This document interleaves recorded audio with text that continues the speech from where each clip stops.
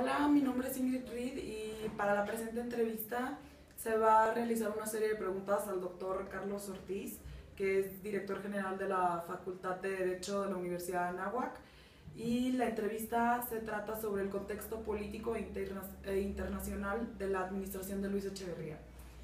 Bueno, la primera pregunta se refiere al tema de que desde su campaña Luis Echeverría mostró un interés en abrir canales de comunicación con los sectores sociales resentidos como universitarios y grupos disidentes de izquierda por los movimientos de 1968. ¿Piensa usted que el gobierno de Echeverría generó justicia social o simplemente fueron falsas promesas del gobierno para terminar con los descontentos de la población? Bien, primero que nada debemos de tener muy contextualizado cuál era el momento histórico que vivía México. Sí. México vivía, como bien lo comenta, una etapa de convulsión, por movimientos sociales que se vieron reflejados eminentemente en el sector estudiantil.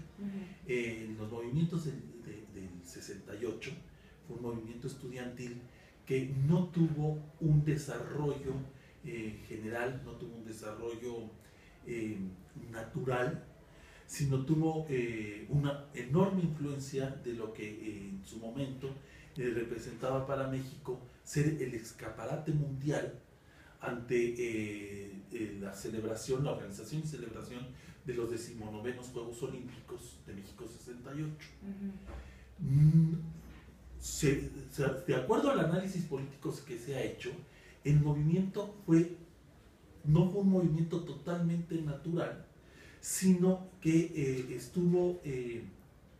tuvo la gran influencia de la detente que se daba en el nivel internacional frente a lo que se llamó la Guerra Fría entre el bloque socialista y el bloque capitalista, y encontró en México el mejor lugar para hacer uno de sus múltiples enfrentamientos que tuvo.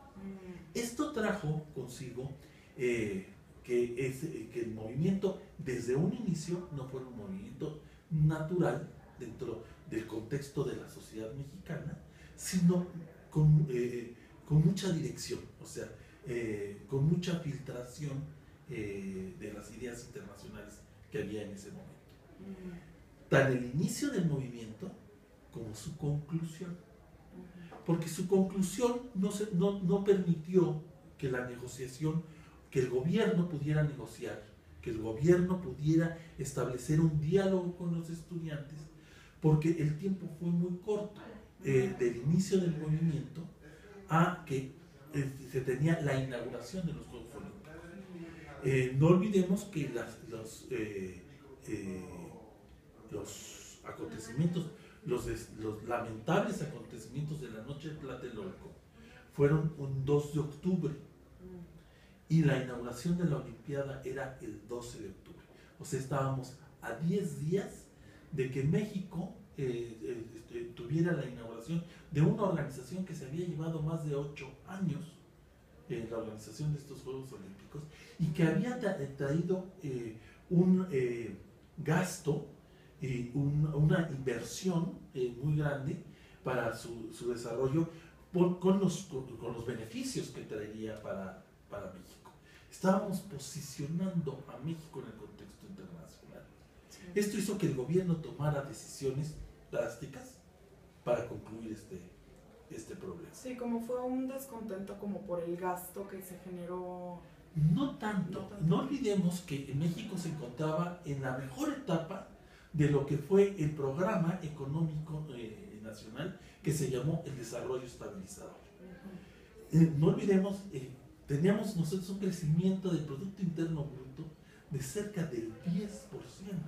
O sea, imagínense si ahorita apenas llegamos a alcanzar con dificultad el 3%, con dificultad lo que era un crecimiento anual del 10%, con una tasa de crecimiento poblacional mucho más baja, o sea, éramos menos mexicanos, con un muy buen crecimiento, estábamos en una etapa político-económica mexicana boyante.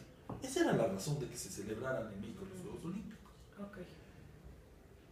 Esto sí trajo un descontento, y trajo un descontento frente al gobierno.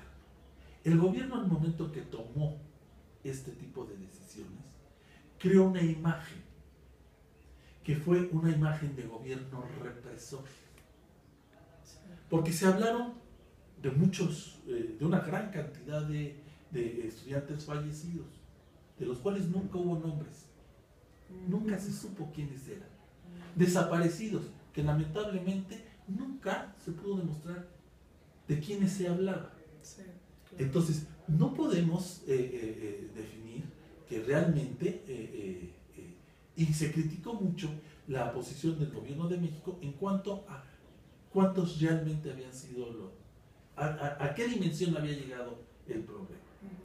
Pero estas ideas del socialismo frente a la educación superior pública era el mejor conducto para poderlas despojar, o sea, era donde había la forma de poderlas concluir. Al término del gobierno del presidente Díaz Ordaz, un presidente patriota, un gobierno, un estadista, cuando el presidente Díaz Ordaz habló sobre el movimiento del 68, en su informe inmediato siguiente, que fue en septiembre del 69, asumió la responsabilidad absoluta del movimiento del 68. Fue una decisión de Estado y la asumió el presidente Díaz Ordaz como jefe de Estado. En el año 70 viene en cambio de gobierno y asume la presidencia del presidente Echeverría, que había sido el secretario de Gobernación, por tanto, el responsable de la política interna del gobierno de México en la época del licenciado Díaz Ordaz. Bueno, si quieres pasamos a la siguiente pregunta. Se dice que durante la época del gobierno de Echeverría se vivía una alta marginación económica y social. Por lo tanto, se dice que Echeverría intentó generar un mayor equilibrio del ingreso mediante la descentralización industrial.